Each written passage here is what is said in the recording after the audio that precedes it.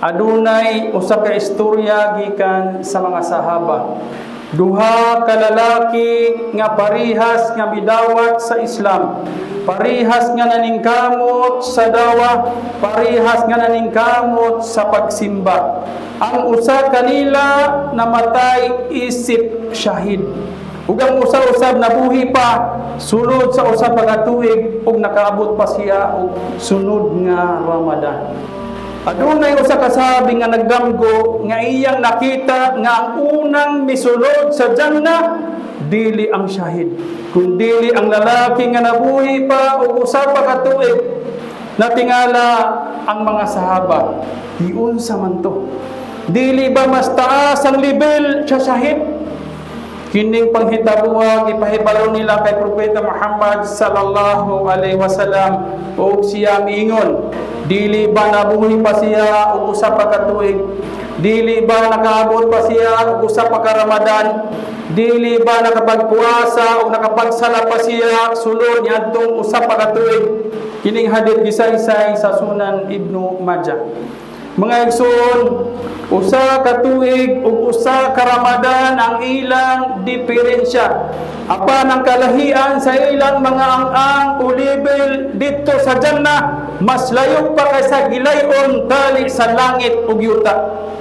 Unsa may pasabot niini? Nagpasabot kini nga ang usa ka Ramadan nga gigamit sa husto mahimong mapataas sa imong level nga wala nimo damha. Mga igsoon, karon aniya kita sa unang Jumaa sa Ramadan. Ang uban kanato basin dili na makaabot sa sunod. Apan ang uban kung itugot ni Allah, kini mao'y chance, kini mao'y higayon. Ang pangutana, gamiton ba nato kini sama sa sahabi nga mitaas ang iyang level sa pikas kinabuhi? O pasagdan ba nato kini nga mulabal lang sama sa ordinaryong bulan? Usa ka kamaturan mingon si Allah subhanahu wa ta'ala sa halang Quran, inna Allah la yugayyiru ma biqaumin hatta yugayyiru ma bi anfusihim. Matud ni Allah subhanahu wa ta'ala sa pagkatinuod, dili usbon ni Allah kahimtang sa usa ka katawahan hangtod nga usbon nila ang anaa sa ilang kaugalingon. Mga igsoon, dili mausab ang Ramadan para kanato. Hangtod dili kita mismo ang mausab sa atong kaugalingon. Dili musaka ang atong level o ang kung dili musaka ang atong pagpaningkamot. Dili mulalom ang atong iman, kung dili mulalom ang atong pagtuman kang Allah subhanahu wa ta'ala. Hununan ninyo mga igsoon, kung mabuhi ka pa o usa pa ka tuig human niining Ramadan, unsa ka ang isulti sa mga anghel kabahin kanimo. Muingon ka ha, nabag-o siya.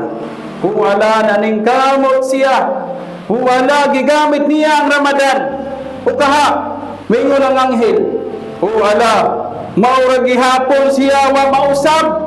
Mga igsoon sa pagtuong Islam, basin kinina Ramadan na mahimong hinungdan sa imong kaluwasan, basin ang atong kahimtang sa Jannah ug ang atong level dito mag-agad kung giunsa nato pag-amping ug pagpahimulos sa matag gabi niini.